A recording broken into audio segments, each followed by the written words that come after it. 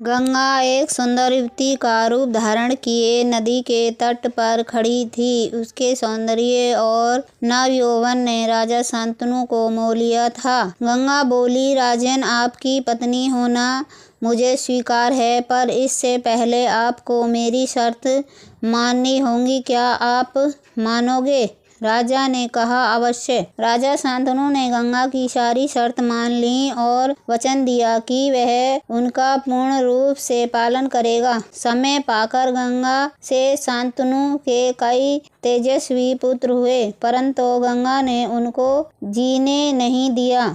बच्चे के पैदा होते ही वह उसे नदी की बहती हुई धारा में फेंक देती थी और फिर हंसती मुस्कुराती राजा शांतनु के महल में आ जाती थी।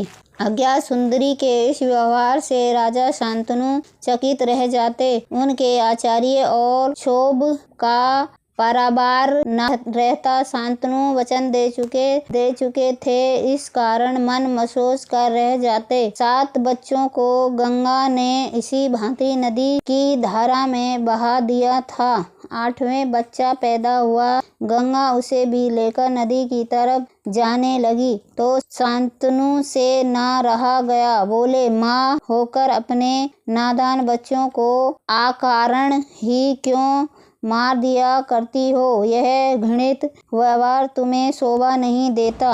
राजा की बात सुनकर गंगा मन ही मन मुस्कुराई, परंतु क्रोध का अभिमान करती हुई बोली, राजन, क्या आप अपना वचन भूल गए? मालूम होता है कि आपको पुत्र से ही मतलब है, मुझसे नहीं। आपको मेरी क्या परवाह? ठीक है, पर शर्त के अनुसार मैं अब नहीं ठहर सकती हूँ। आपके इस पुत्र को मैं नदी में नहीं फेंकूंगी। इस अंतिम बालक को मैं कुछ दिन पालूंगी और फिर पुरस्कार के रूप में आपको सौंप दूंगी। यह कहकर गंगा बच्चे को साथ लेकर चली गई। यही बच्चा आगे चलकर भीष्म पितामह के नाम से विख्यात हुए। गंगा के चले जाने से राजा शांतनु का मन विरक्त हो गया। उन्होंने भोग विलास से जी हटा लिया और राजा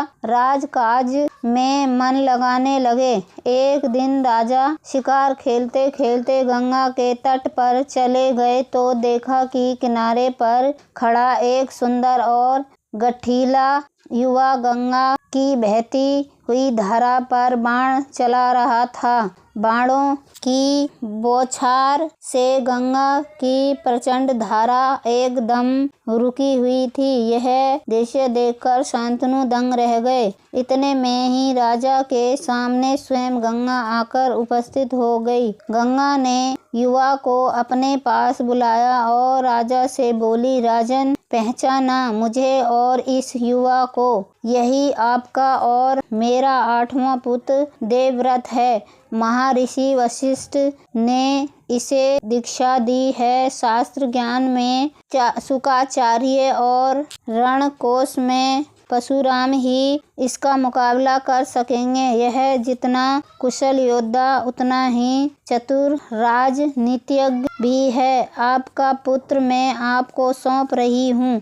अब ले जाइए इसे अपने साथ। गंगा ने देवव्रत का माथा चूमा और आशीर्वाद देकर राजा के साथ उसे विदा कर दिया।